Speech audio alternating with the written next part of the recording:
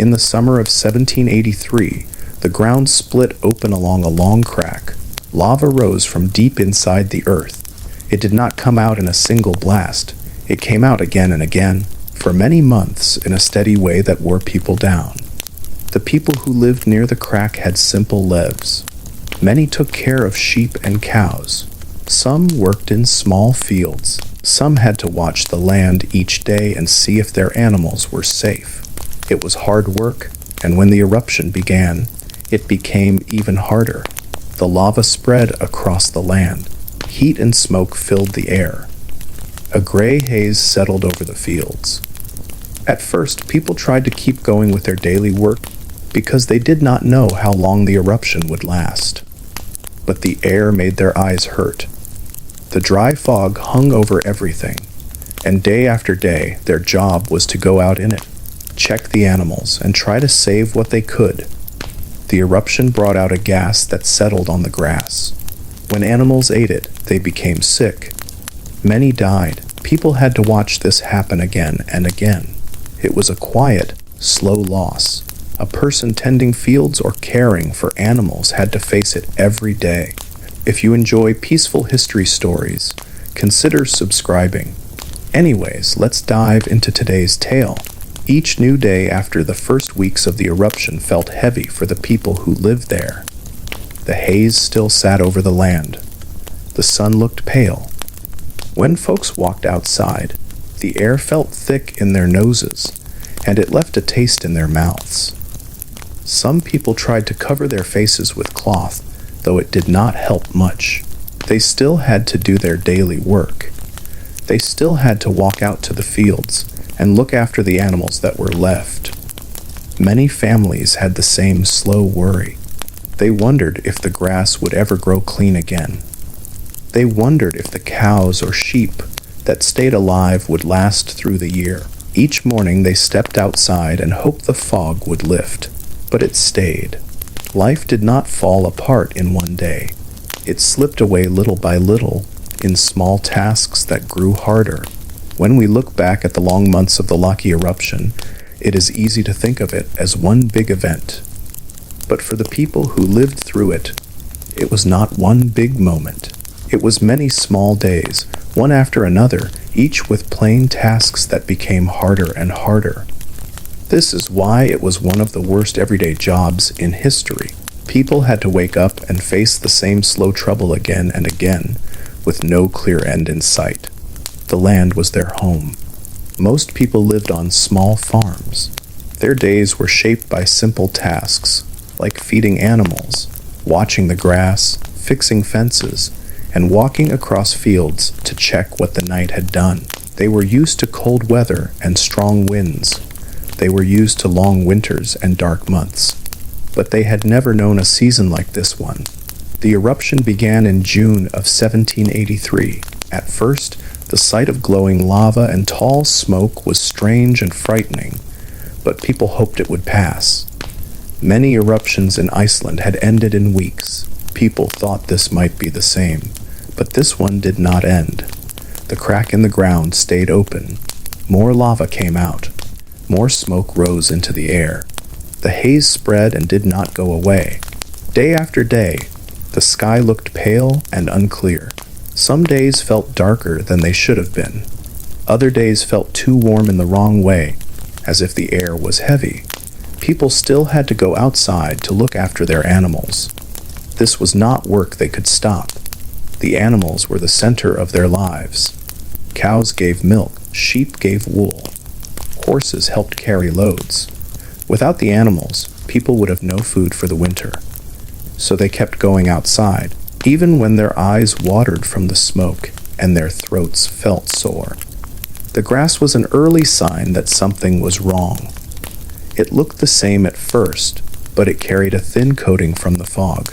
When cows and sheep ate it, they soon became weak. Their teeth hurt. Their backs arched. They moved slowly and breathed hard. Farmers watched their best animals decline. It was a painful sight because each animal mattered. A single cow could mean the difference between enough food and not enough. When animals died, People felt fear settle in their homes. Some families tried to move their animals farther away from the haze, but it did not help. The fog was everywhere on the island. It touched every valley, every field, every river. The rivers turned strange in color. Fish died. Birds fell from the sky. Many families had small children who asked what was happening, and parents did not know what to say. They only knew they had to keep working and hope the next day would be better. Each morning was almost the same. People woke early, put on simple clothes, stepped outside, and looked at the sky. They would sometimes pause for a moment, trying to see if the fog was lighter. It almost never was. Then they walked to the barns or pens to check on the animals. They counted the animals that were left. They looked at the grass. They looked at the ground, which in some places was covered with fine, gray dust from the eruption. It was not like the dust from a home. It was sharper and settled deep into the soil. The lava kept flowing for many months. It covered farms and fields. It blocked rivers, and new lakes formed. Some farms were lost under black rock. People on those farms had to leave their homes and stay with neighbors or family far away. But even the farms that were not covered in lava faced the same slow struggle. The air was still bad. The grass was still poisoned. The animals were still weak. Many people became weak too. The bad air hurt their lungs. Their skin felt dry. Some had sores in their mouths. The food supply began to shrink. Bread was smaller. Milk was scarce. Meat was rare. People tried to stretch what they had, and they hoped for help from other parts of the island. But the whole island was in the same trouble. There was no safe place to send anything from. As the weeks turned into months, people began to understand that this was not like other eruptions. It was not only the lava that brought harm. The real danger came from the haze that spread over the land. It was in the air they breathed. It was in the water they drank. It settled on the food they grew. There was no way to escape it. Over time, the number of animals dropped. Cows died first because they needed more grass. Sheep lasted longer, but many of them died too. Horses also became sick. It was a slow loss. Every day a farmer might find one more animal gone. It was not a sudden crash. It was a steady decline, which in some ways felt even worse. A person could only watch and feel a quiet worry grow inside. People tried to clean the grass by cutting it and shaking it, but the haze would settle again the next day. Some tried to feed animals on stored hay from the year before, but that supply was small and ran out quickly. Many families had to make hard choices about which animals to try to save. Most families could not save them all. As the months passed, the eruption did not stop. It kept going through the summer and into the fall. Even when winter came, the air did not clear. The haze mixed with cold winds. Snow looked gray. The sky looked dim. Winter was already a hard season in Iceland. With less food, it became even harder. People wrapped themselves in what clothes they had and tried to keep warm. Many were sick. Some were tired all the time because they had so little to eat. When spring came, people hoped the haze would lift. They hoped the new grass would grow clean and bright, but the haze stayed into the new year. The next summer also felt strange. Crops did not grow well. Fish were fewer in some places. The long trouble of the eruption had spread into every part of life, even after the lava stopped flowing. People wrote about the strange air. They said the sun looked white. They said the stars were dim. They said birds acted odd. Some people became frightened, but most simply kept going, because everyday life gave them no other choice. They still had to cook meals. They still had to carry water. They still had to mend clothing and look after children. Even in a disaster, daily life went on. Some of the worst work was done by people who had to walk outside every day, looking after land that no longer behaved like land should. They stepped through gray dust. They looked at fields that no longer fed animals. They watched the sky for signs of change. These people saw the trouble up close, day after day, for more than a year. It was quiet work, but it was heavy work. It wore people down in a slow way. Families lost loved ones not only to hunger, but also to illness made worse by the bad air. Many homes were touched by loss. Many children grew up remembering that year as the worst they had known. And yet life still continued. People helped each other as much as they could. They shared food when they had any to spare. Some moved in with neighbors. Some traveled to other towns. People tried to keep hope alive. The effects of the eruption reached far away too. People in other lands saw the strange haze in the sky. They also saw the odd sunsets and felt the odd warmth. Some crops in other countries did not grow well that year. But the worst harm stayed in Iceland, where the eruption happened and where people had to face the daily pain of caring for land and animals in a world that no longer made sense. The eruption finally ended in early 1784, after more than 8 months of steady flow. But the trouble it caused lasted much longer. The land needed years to recover. People needed years to rebuild their lives. Many families were smaller. Many farms were gone. And the memory of that long, heavy year stayed with them. Today, when people talk about the Laki eruption, they often speak of the large scale of it. But the true story was not only large, it was also small. It lived in the daily steps of people who had to do simple tasks in a world filled with haze. It lived in the quiet fear of watching animals get sick. It lived in the weight of walking through dim fields, hoping for change that did not come. It was not the kind of disaster that strikes all at once. It was the kind that arrives each morning in the same slow way until people feel worn thin. This is why it was one of the worst everyday jobs in history. People woke each day knowing they had to walk out into harm, and there was no easy way to stop. The first thing people noticed once the eruption was done was that the land looked different.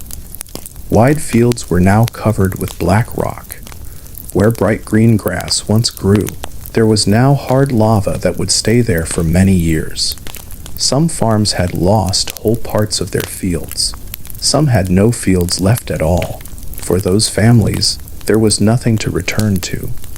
They had to join other families or move to places that were already crowded.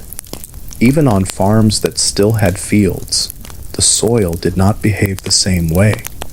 The haze from the eruption had settled deep into it. People hoped that the next spring would wash it clean, but it took more than rain to fix what had happened. The grass that grew in the first few years after the eruption was thin and weak. It did not feed animals well. People could see it in the color of the grass and the way it bent under their fingers. It felt softer in the wrong way, almost tired. Farmers walked out each morning to look at their fields and wondered how long it would take for the land to grow strong again. Some of them tested the grass by pulling small pieces and looking at the roots. The roots were often pale or stunted. This was a sign that the soil was still wounded, but there was nothing they could do except wait. They had no tools to clean the soil. They had only patience. The animals that survived the long months of haze were weak for a long time too. A cow that had barely lived through the bad air would not suddenly recover. Many animals were thin and gave very little milk. Some coughed now and then, even after the air cleared. Farmers cared for them as best they could, but food was short and time was tight. They fed them hay when they had enough, and they hoped they would last until the next season. Many families did not have enough animals left to run their farms like before. A farm that once had 10 cows might now have 2 or 3. A farm that once had 40 sheep might now have only a handful. This meant that families had far less food. They had to stretch milk, stretch meat, and stretch grain. Many meals were smaller than before. Some families ate mostly fish when they could catch it, But even fish were harder to find in some rivers and lakes after the eruption. The rivers themselves had changed. Lava from the eruption had flowed across valleys and blocked some of the rivers. New lakes formed behind the lava. Some of these lakes were deep and cold. People looked at them with a sense of worry because they did not know if they would stay or burst. The water in some rivers tasted odd for a while, and people were unsure if it was safe. They boiled it when they could, though wood for fires was often scarce. Everyday life became a long effort to rebuild. People fixed fences, but many posts had rotted in the bad air and broke easily. People tried to repair barns, but the wood was worn, and they did not have enough hands to work quickly. In some homes, only a few family members were left, and they had to do the work once done by many. Children helped more than before. They carried water, tended small animals, and gathered whatever food they could find. Some children remembered the eruption mostly through the chores they had to do afterward. They remembered long walks through gray fields, carrying buckets with tired hands. One of the hardest tasks was trying to restart the farms. People needed seeds for the next season, but seed stores had been damaged during the eruption. Some seeds were spoiled by the haze. Some were eaten by rodents, which became more active when food ran short for them too. People had to trade for seeds, but trading was difficult when everyone was in need. There were small churches scattered across the island, and these became places where people gathered to talk and share what little they knew. A pastor might stand outside the church with a tired look and speak about hope, even though he himself was unsure how things would turn out. People found comfort in being together, even if they could not solve each other's problems. Travel between farms became more common. People walked long distances to check on family or ask for help.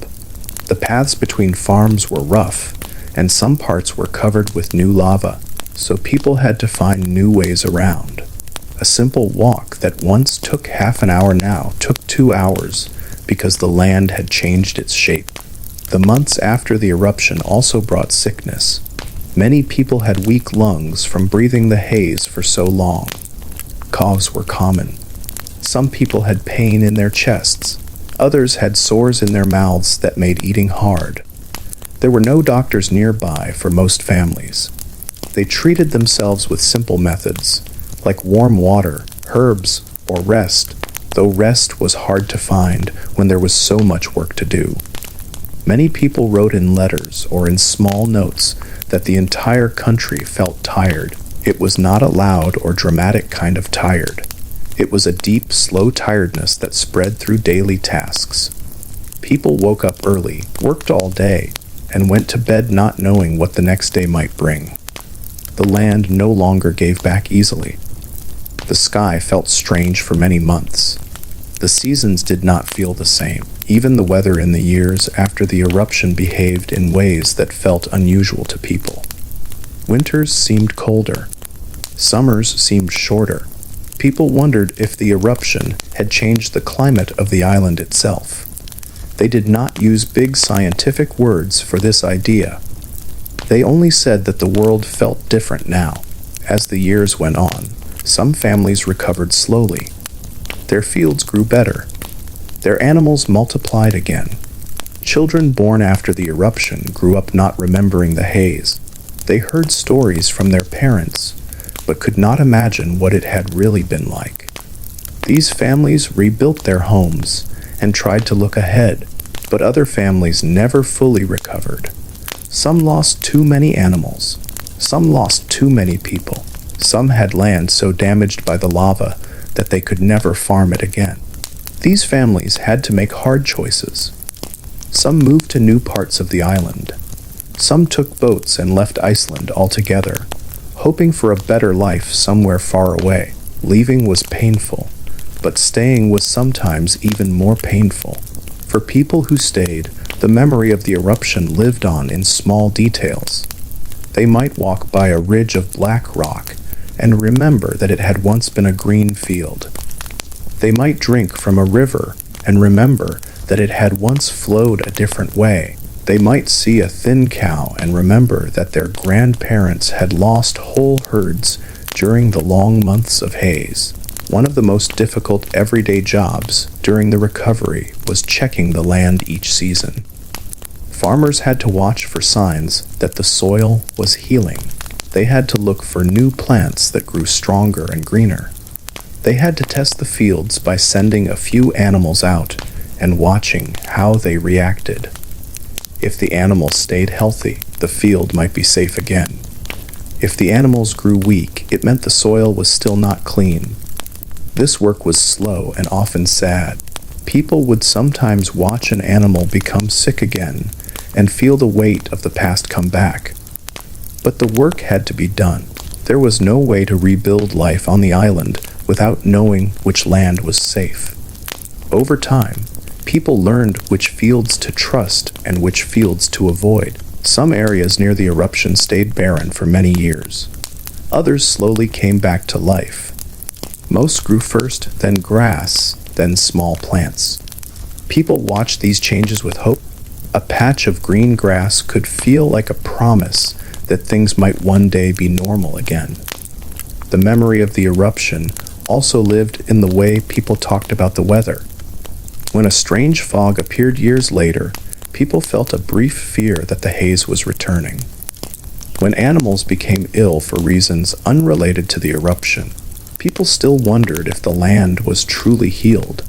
Some people kept small objects from the eruption, such as bits of lava or stones, changed by the heat. They showed these to children to explain what had happened.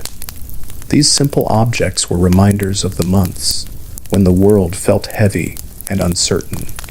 And yet, through all this, people kept working.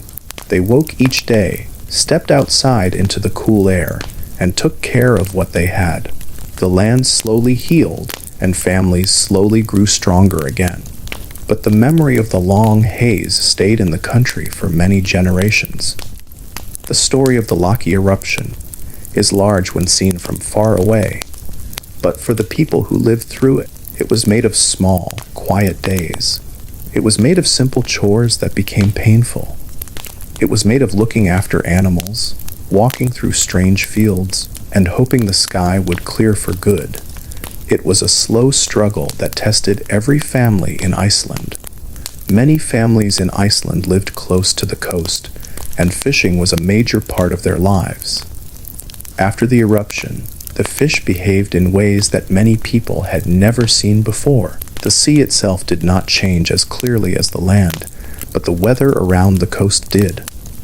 Winds shifted in strange ways, and long stretches of fog made it hard to see. Fishermen depended on simple boats made from wood. These boats were light, but they needed clear skies and steady water. With the odd weather after the eruption, the sea became risky. Some days the water was calm, but thick haze on the surface made it hard to find the usual spots where fish gathered. Other days the wind picked up without warning, and fishermen had to row back quickly to avoid danger. Fish also seemed fewer in some areas during the years after the eruption. People were not sure why. They did not have scientific tools, only their eyes and long experience. They knew fish patterns well because their lives depended on those patterns, so when fish were missing from usual waters, people noticed. Some fishermen said the water felt colder. Others said it felt warmer.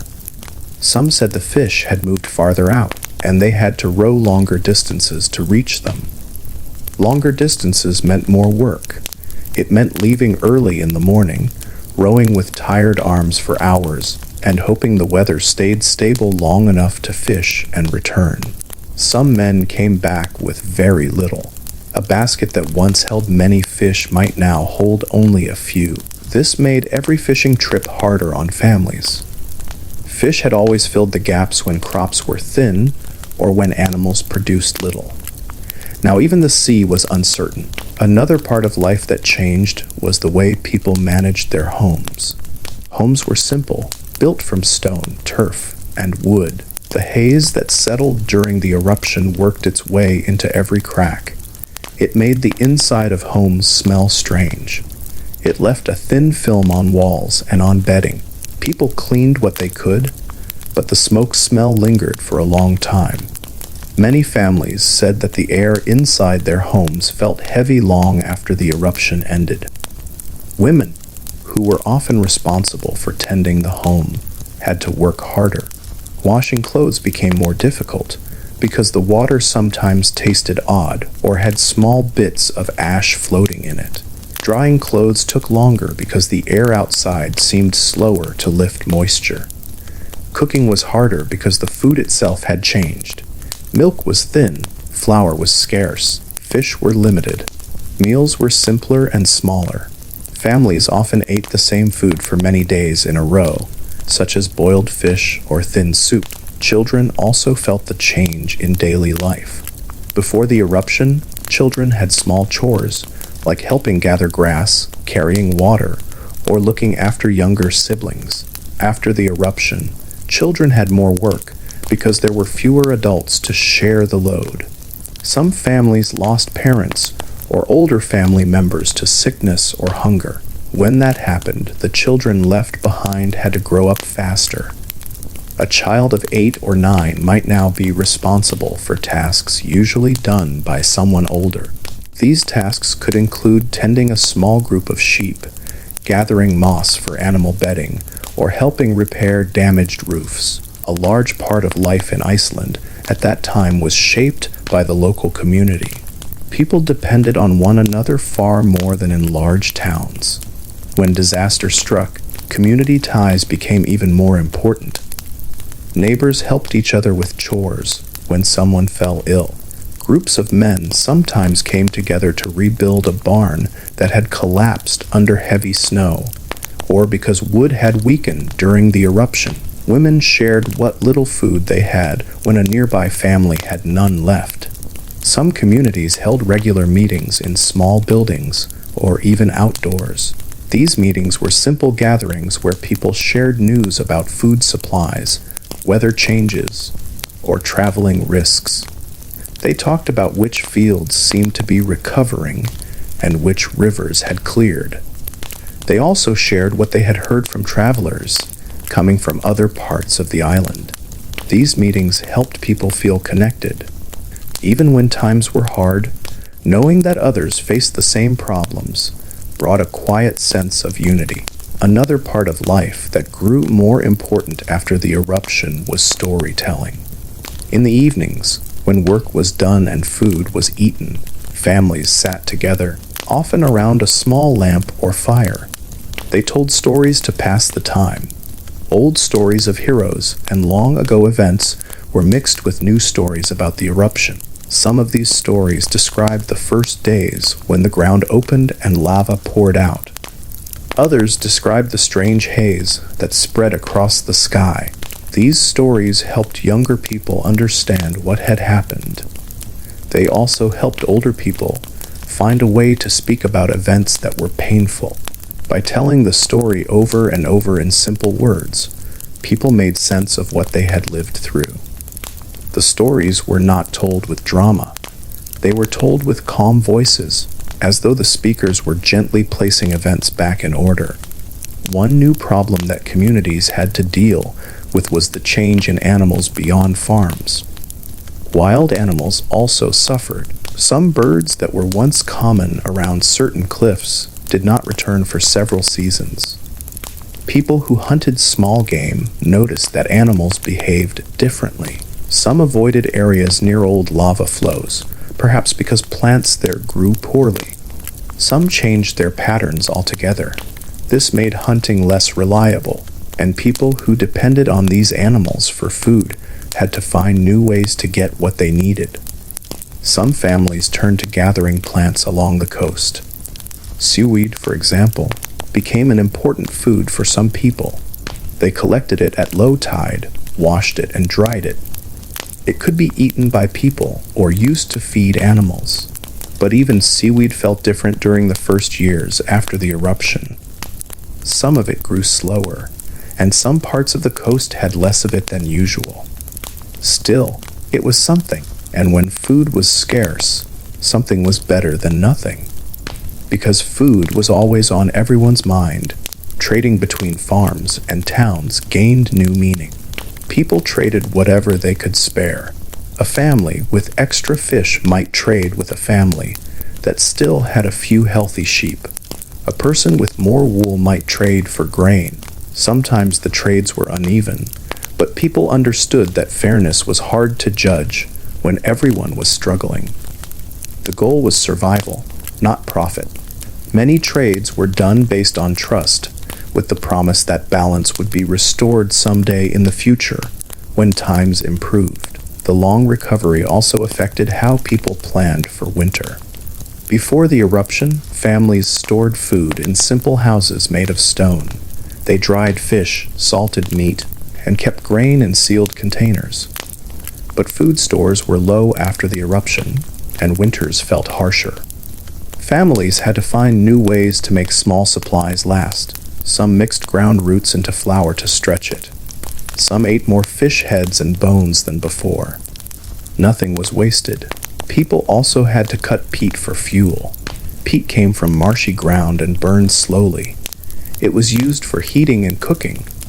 But after the eruption, some peat bogs were covered with ash or had changed consistency.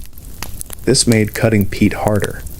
People had to search for good patches, often walking far from their homes to find them. Carrying heavy loads of peat back to the farm was tiring, but it had to be done. Without fuel, families could not cook or stay warm.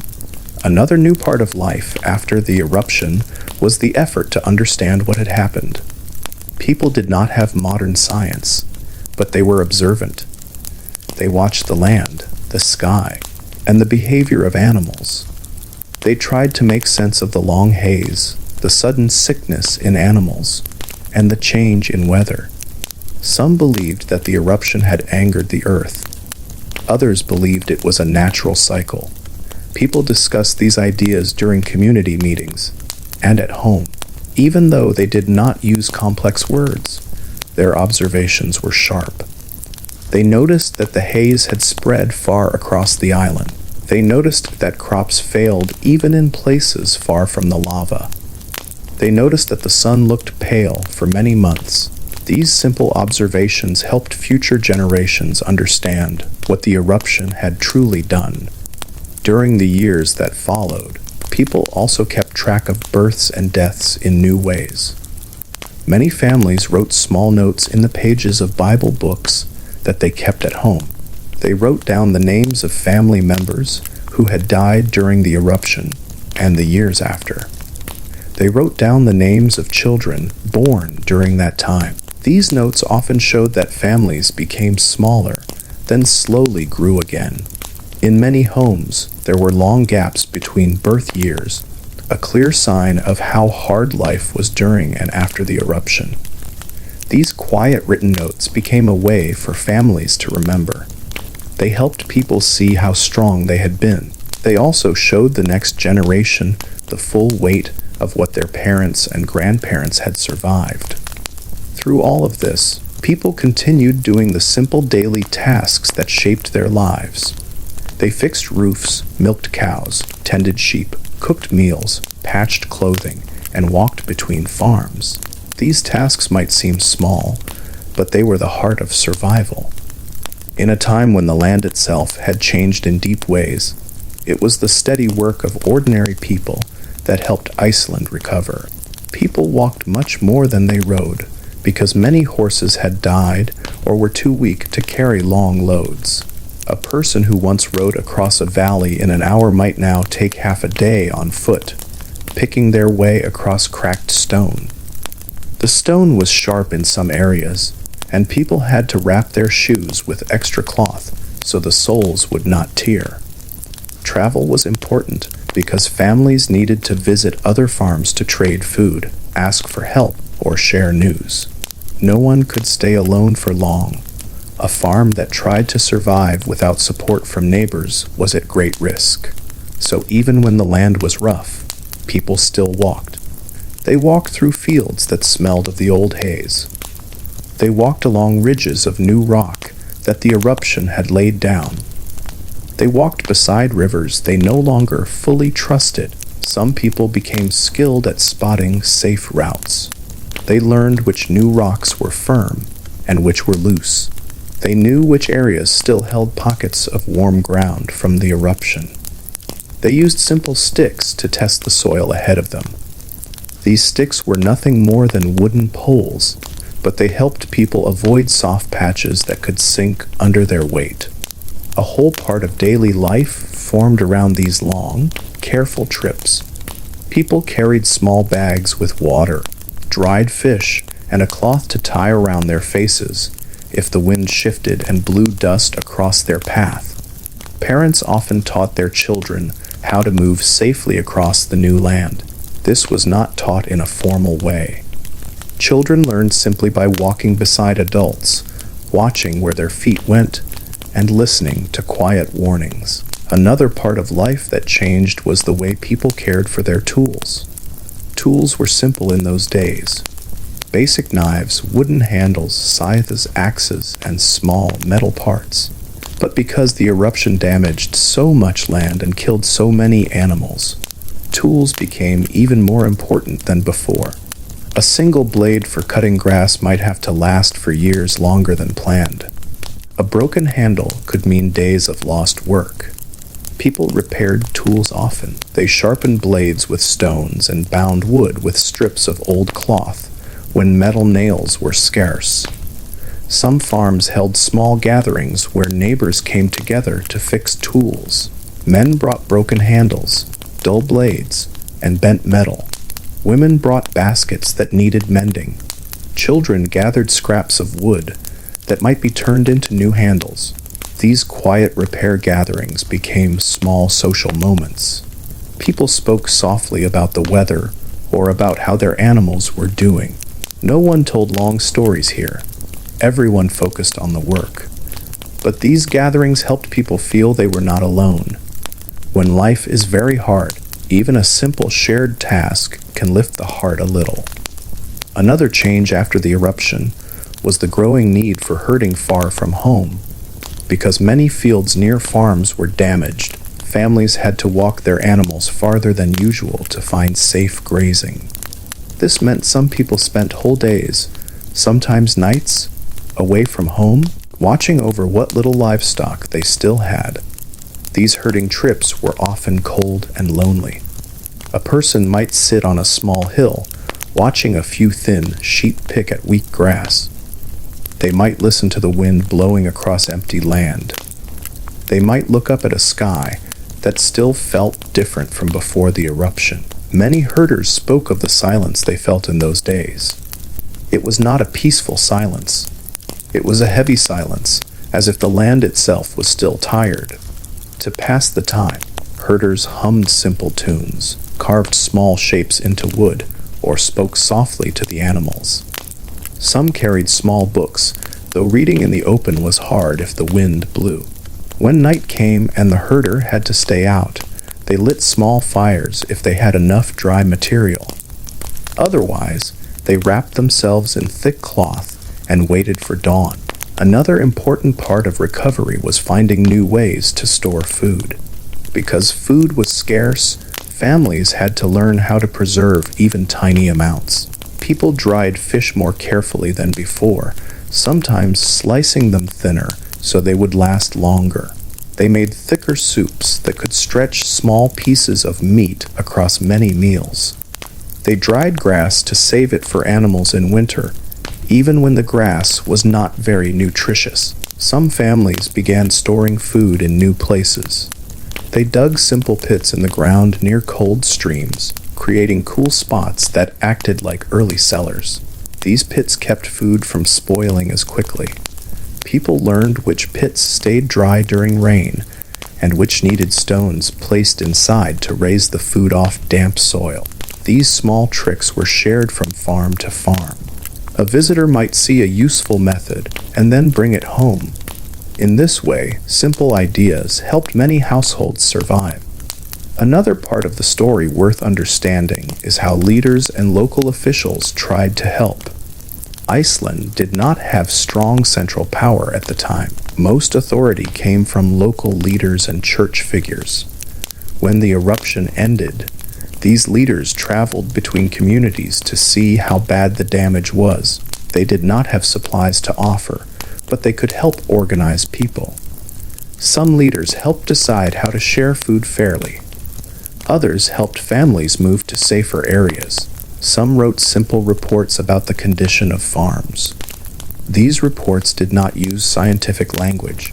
They used plain words like, "The grass is poor," "Animals are weak," or "The river has changed." But these simple notes helped people in distant towns understand what had happened. Churches also played a role in emotional support.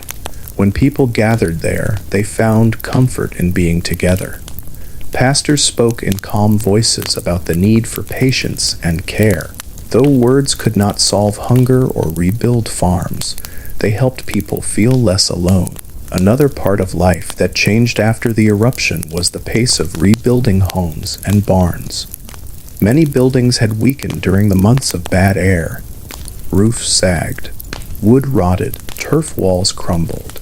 Rebuilding required time, strength, and materials that were often in short supply. People took down damaged walls and put them back up piece by piece. They cut turf blocks and stacked them with care. They shaped wooden beams from trees that washed ashore. Because trees did not grow tall in Iceland, a single strong beam was very valuable. When a large log appeared on the coast after a storm, families who lived nearby would carry it home together, sometimes dragging it across the ground on a simple sled. This rebuilding work often lasted years. A barn might be only partly repaired in one season, with the rest left for the next.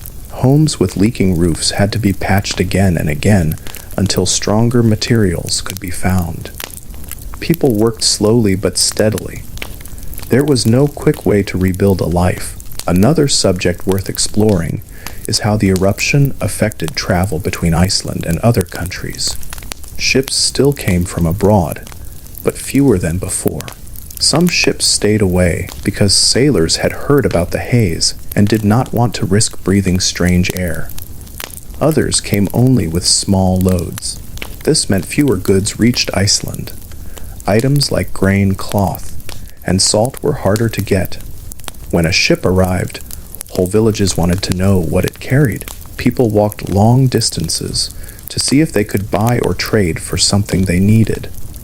Letters from abroad were rare. When they came, people gathered to hear them read. A letter might tell news of normal weather, healthy crops, and busy towns elsewhere. These letters could feel both comforting and painful. They reminded people that the wider world continued as usual while Iceland struggled to recover. Another new problem was the struggle to plant new crops in soil that had changed. Farmers tested different patches of ground to see where barley or other small grains might grow again. Some patches grew almost nothing. Others grew weak plants that barely reached the height of a hand. People had to learn which parts of their land could still be used and which were no longer worth planting. Some families tried new crops that needed less from the soil. These crops were small and simple, but even they struggled in the damaged fields. Still, people kept trying. They planted again the next year and the year after that. They saved every seed they could.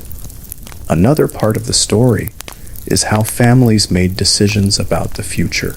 Some decided to stay on the land they had always known. Others decided they could not continue. The eruption forced many to think about choices they had never faced before. A family might sit together in a small room with dim light and talk quietly about whether they should move. They whispered so children would not worry too much. Moving meant leaving behind graves, memories, and the land their family had farmed for generations. But staying meant facing fields that might never fully recover. These decisions were painful, but they were part of everyday life after the eruption. Through all these changes, people learned new skills. they learned to read the land in new ways. They learned to care for animals that had been weakened. They learned to rebuild homes with limited materials. They learned to store food more carefully. They learned to rely on each other even more.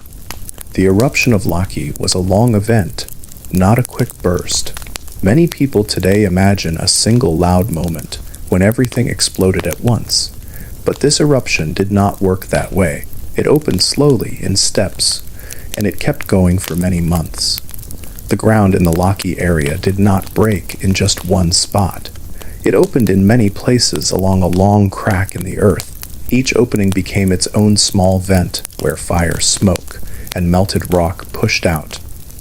At first, people near the area did not understand how large the eruption would become. They saw smoke rising from a distant place and thought it might be one mountain acting up. But soon the smoke began to rise in several columns. Some columns rose straight, others bent in the wind. People could count many of them, far more than they had ever seen at one time. In the early days, loud sounds came from the ground. These sounds were not sharp like thunder. They were deeper and came from below the surface. Farms many kilometers away still heard these deep rumbles. Young children sometimes woke up at night because the ground shook lightly under them. Adults tried to calm them, but even grown people felt uneasy because the shaking often came without warning. The vents threw up tall fountains of melted rock. The fountains did not look beautiful to the people living there. They looked dangerous and strong. The streams of melted rock came down the slopes in long, glowing lines. These lines moved slowly, but never stopped moving. People could see them in the night from far away. They said the ground looked like it had long strips of hot red cloth on it. Except this cloth never cooled until days later. The melted rock reached low lands and spread out. It covered grass, old stone, and soil. It filled small valleys. It pushed into riverbeds. When it reached rivers, the water hissed and steamed, sending clouds into the sky. The melted rock often dammed the flow of water, forcing the river to find new paths. A river that once curved gently now split into two or more smaller branches. As the eruption continued, the sky over the area turned dark most days. The air filled with ash and a strange kind of mist. The mist came not from normal smoke, but from many tiny particles that hung in the air and sank slowly. These particles were not healthy to breathe, and people felt it in their throats and chests. The mist also stung the eyes. Some people had to cover their faces with cloth when they walked outside. Animals reacted strongly to the strange air. Horses became restless, cows became slow, and sheep sometimes refused to graze. Birds left the area early. People noticed that fewer birds sang in the mornings, and this made the land feel even more unusual. Another important part of the eruption was the great amount of gas that came out with the ash. The gas was invisible but spread across long distances. People noticed its effect in several ways. Metal items that stayed outside for long soon became dull and changed color. The leaves of plants became spotted. Grass turned yellow long before winter. The gas also made some ponds look cloudy, as if something had been poured into them. The eruption did not stay the same throughout its months. Some weeks were calmer, with smaller fountains and less ash. Then the activity would grow again, sending higher fountains and more smoke into the sky. People living far away could tell when the eruption grew stronger, because the haze around their farms thickened. Many small explosions took place inside the lava field. These happened when melted rock met pockets of water underground. The water turned into steam in an instant and forced the rock upward in bursts. These bursts threw pieces of old hard rock into the air. People who walked near these areas had to be careful because stones could fall from above without warning. Several farms near the eruption area were damaged or destroyed. Some were covered by new rock. Others were buried under ash and fine dust. In some places, the ash piled up so high that roofs became too heavy and collapsed. People tried to remove ash from roofs using simple tools, but the ash kept falling for weeks. Sometimes the wind carried ash across the island and even beyond the sea. People in towns far from the eruption found thin layers of dark dust on their windowsills. They swept it away, only for it to return the next day. Some people collected the ash in small piles to see how much had fallen in a single night. Another part of the eruption that people often forget is the heat it produced. Even though Iceland is a cold place, the heat from the lava fields changed the air close to the ground. Snow melted early in some areas, even in months when snow normally stayed. Pools of melted rock glowed for long periods, and the area around them felt warm even on cold days. Workers and farmers who tried to cross near the eruption could feel the heat through their shoes. The smell around the eruption site was sharp and unpleasant. People described it as a mix of burning earth and something sour. This smell spread far from the vents. Even households many valleys away noticed the scent on their clothes after spending time outdoors. Some people tried to block the smell by burning small bundles of dried herbs inside their homes, though this helped only a little. The eruption also caused many changes in the shape of the land. New hills formed as melted rock piled up. Old hills broke apart. Some small lakes disappeared because lava filled them. Other lakes formed in places where the ground sank or where the lava built natural walls. Streams that once flowed quietly now rushed quickly over new stone or spilled into areas they had never reached before. One part of the eruption that often surprised people was how long the lava stayed hot. A flow that looked solid on the outside could still be glowing and soft inside for months. People learned to avoid walking on fresh lava fields, even when the top looked stable, because a layer could break under the weight of a person. Farmers warned their children to stay far from these fields. As months passed, many people hoped the eruption would stop soon, but each time it slowed, it later began again. This made it hard to plan daily life. People never knew if the next week would bring clearer skies or thicker ash. This lack of predictability caused constant worry. The eruption changed many parts of the nearby rivers as well. Warm water mixed with cold water. Fish in some rivers died. People who depended on fishing had to travel farther to find safe waters. Fishermen tested water by tasting a drop on their tongue or watching how the fish behaved. Some fish came to the surface gasping for air, a clear sign that the water had changed. When lava reached large rivers, it sometimes created floods. If the water was blocked, pressure built up behind the new rock. When the rock broke, a sudden rush of water moved down the valley. These floods were dangerous because they carried stones, broken pieces of turf, and even tree trunks from distant places. Farmers had to keep watch on the rivers at all times. Another part of the eruption involved the long crack in the earth continuing to open.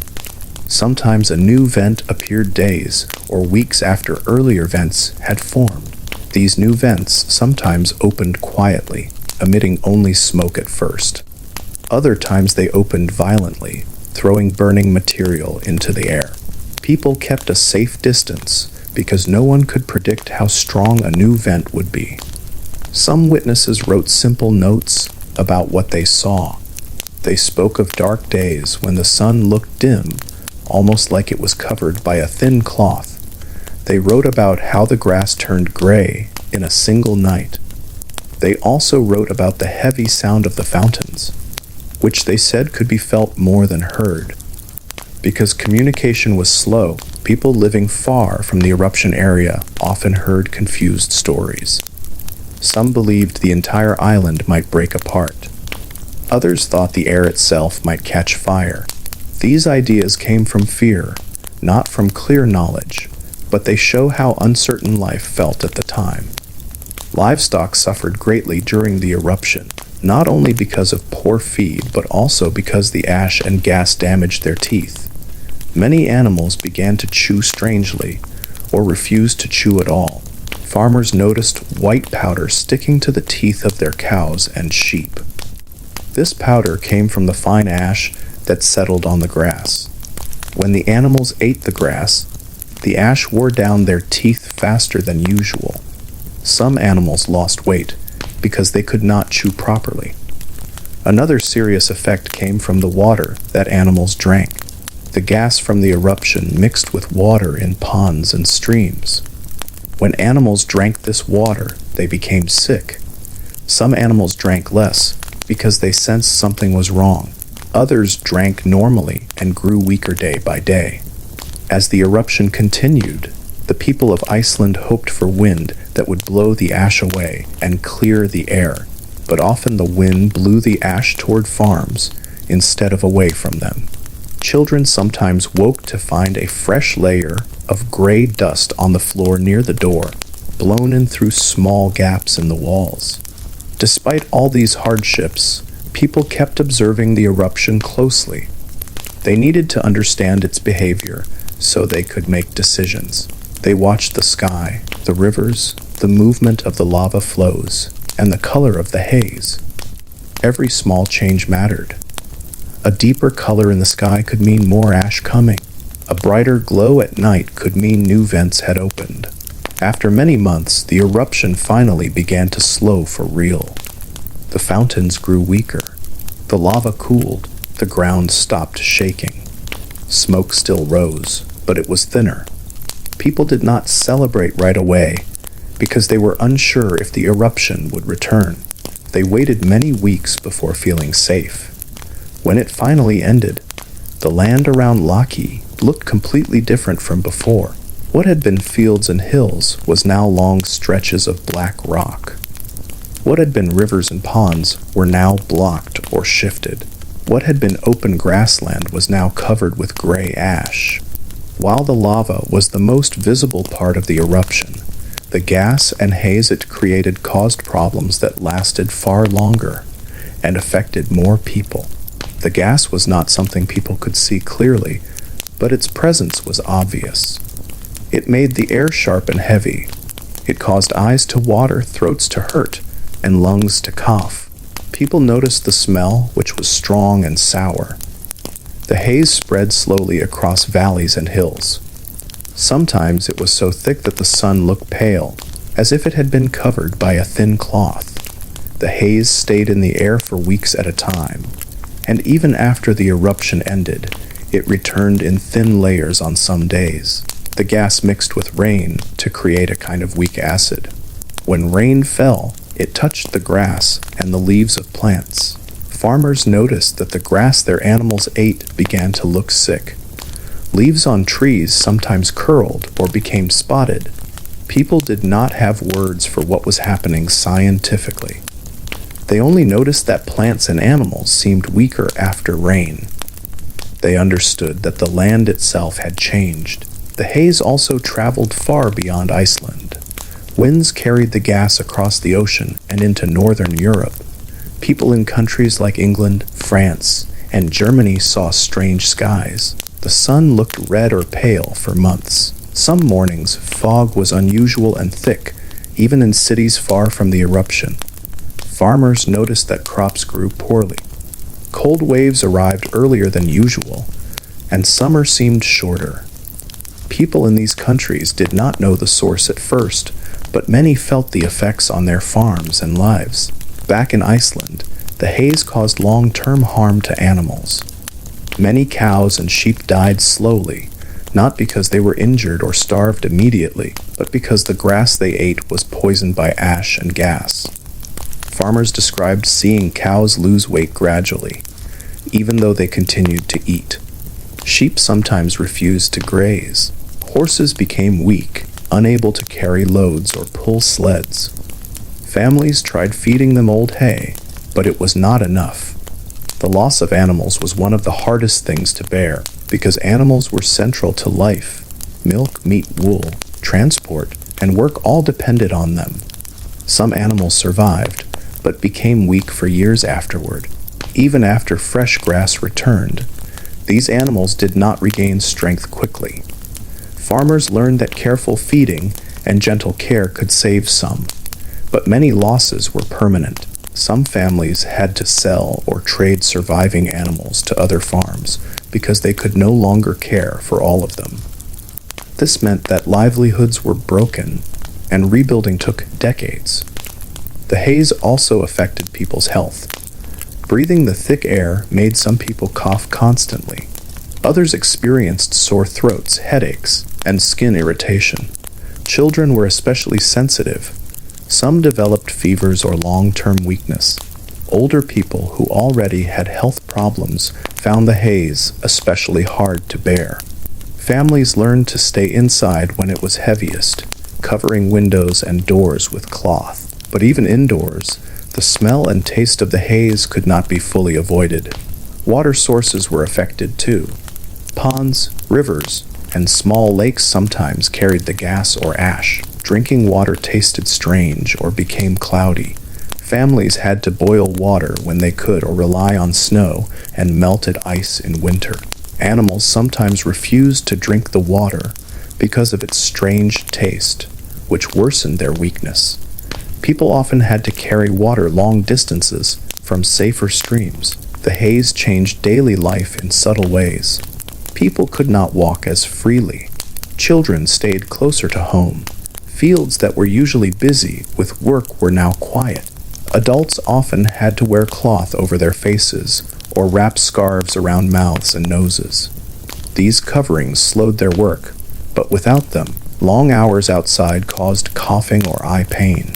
Even tasks that were simple before, like moving firewood or checking fences, became more tiring and risky. Travel between farms became slower and more dangerous because of the haze. People could not see long distances.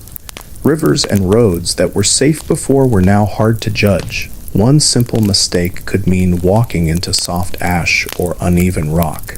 Neighbors often waited to travel together, even for short distances, because the path was safer in a group. The haze also affected food and storage. Grain and hay that was stored outside for a few days sometimes developed a thin layer of ash. People had to shake or clean it before use. Milk could taste faintly of ash if cows grazed in fields covered with haze. Families became careful about storing food and feeding animals. They learned that they could not leave food outside for even a short time without checking it carefully. Even social life changed. People avoided gatherings when the haze was thick. Meetings at churches or small communities became rarer. Families stayed inside more often. The work of farming, gathering wood, carrying water, and caring for animals left little time for leisure.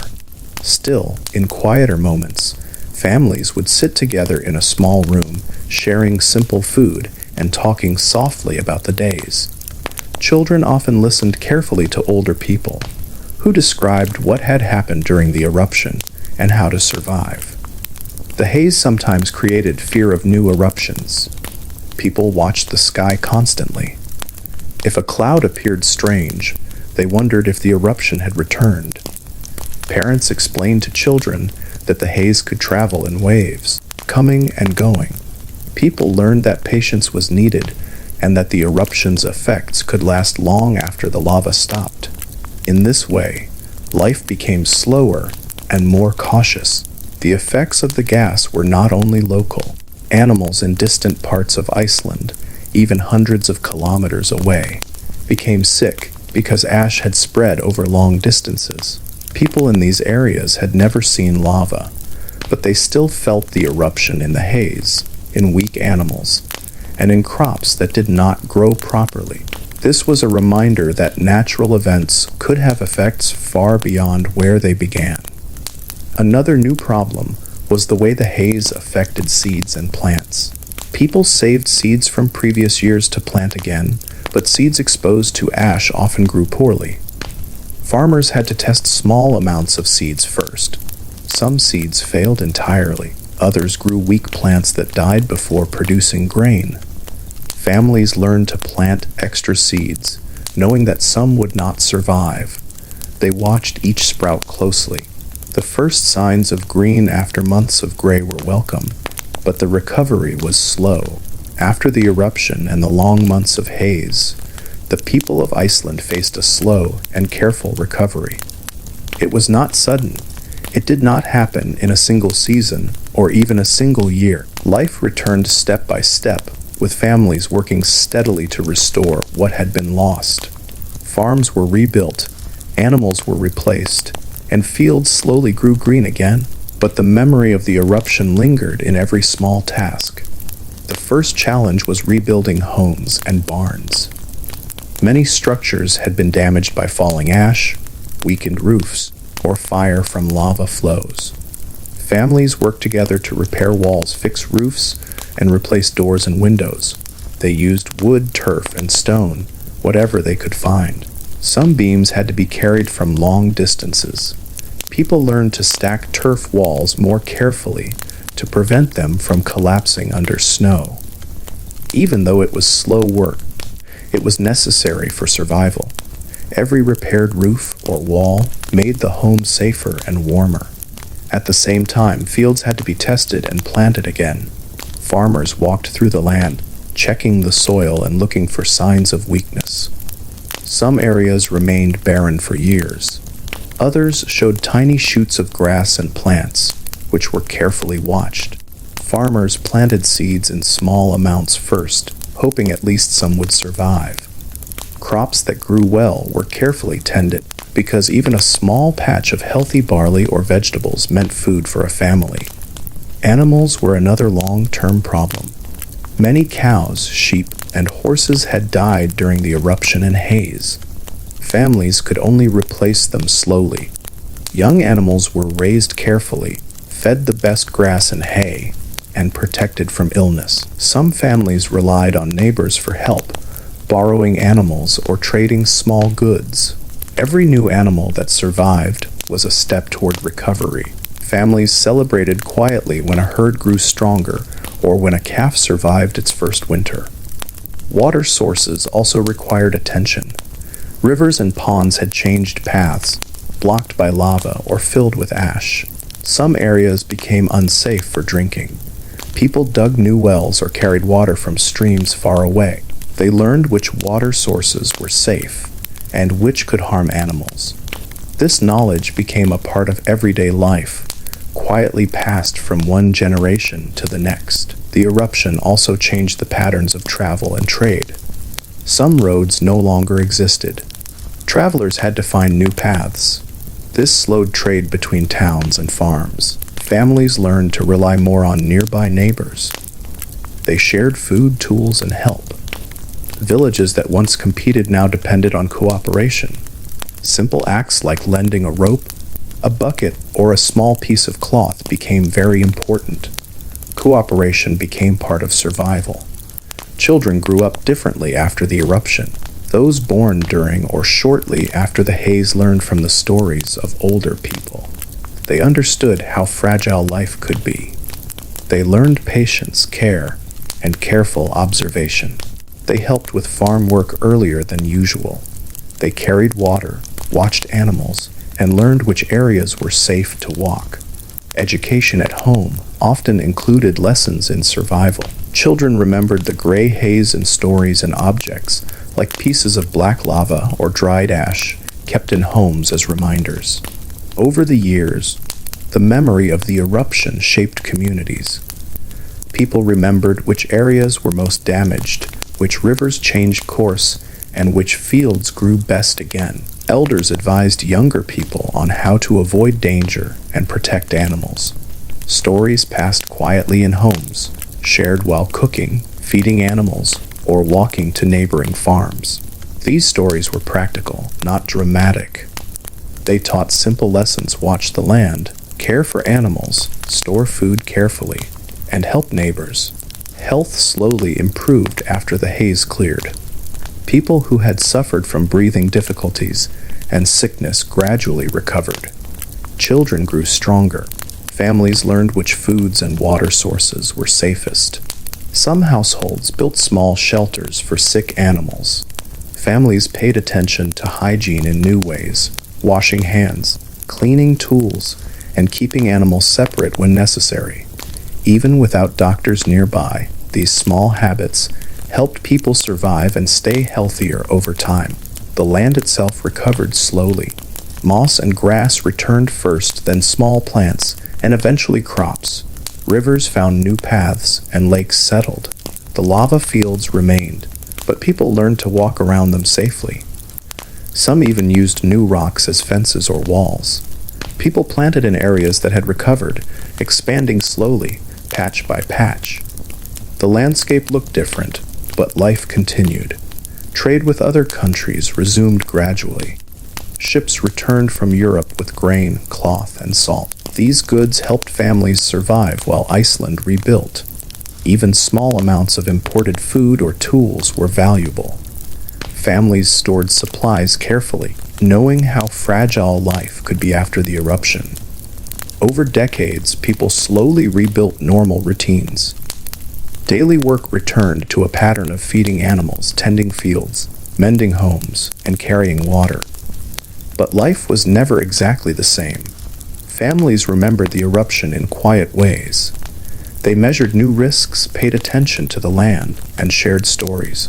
Every small success, an animal surviving winter, a crop growing well, a repaired roof, was a sign of resilience. Even many years later, families passed down objects from the eruption. Pieces of black lava, ash in small jars, or old notes about the haze were kept. Children were told what these objects meant. They learned about the months of gray skies, sick animals, and difficult food shortages. The eruption became part of family history, a reminder of survival and care. The Laki eruption also shaped how Icelanders understood nature. They learned that disasters are slow as well as sudden. Lava is dangerous, but so are air and water. Observation and patience are as important as strength. Communities learned that helping each other quietly and steadily mattered more than anything else. Cooperation became a lesson passed on through generations. Despite the hardship, the people of Iceland survived. They adapted, rebuilt, and taught future generations the lessons learned. They learned that life depended on careful work, attention to detail, patience, and community. These lessons were embedded in everyday tasks: tending animals, planting crops, cleaning water, and fixing homes. Life continued, even after the worst months of haze and ash. Reflecting on all this, it is clear that the Laki eruption was not only a natural disaster of fire and lava. It was a long, slow test of endurance. Families faced invisible dangers in the air, silent harm to animals, poor crops, and constant uncertainty. They had no machines, no medicines, no easy way to communicate. Their survival came from steady, patient work and from helping each other. What makes this story meaningful today is that it shows how ordinary people respond to extraordinary events. The eruption challenged every part of life: air, water, food, animals, homes, travel, and community. But humans adapted. They learned, shared knowledge, and passed it down. They rebuilt, not quickly, but steadily day by day. Even after the land healed, the memory of Laki shaped Icelandic life. Farmers became careful observers of the sky, rivers, and soil. Children learned to respect natural forces. Communities learned to cooperate quietly. Families kept stories alive, telling them in simple words so that lessons would not be forgotten. And now, as we think about the eruption, the haze, the long months of struggle, and the slow recovery, we can see a story of quiet strength. It is not a story of quick heroics or loud events. It is a story of everyday courage. The courage to wake up each day, feed animals, check fields, carry water, repair roofs, and hope that tomorrow will be better. The courage to work together, to teach children, and to keep life going, even when the sky was gray and the land was poisoned. If you have enjoyed this calm journey through history, seeing what people endured and how they survived, I invite you to do something small. Please subscribe to the channel to hear more peaceful history stories. And if you liked this story, you can also like this video to show support. Your support helps keep these quiet, careful stories alive for everyone who enjoys learning in a calm, simple way. Thank you for listening so patiently and kindly. The story of Laki may be over in words, but its lessons about patience, care, and daily strength continue for all of us.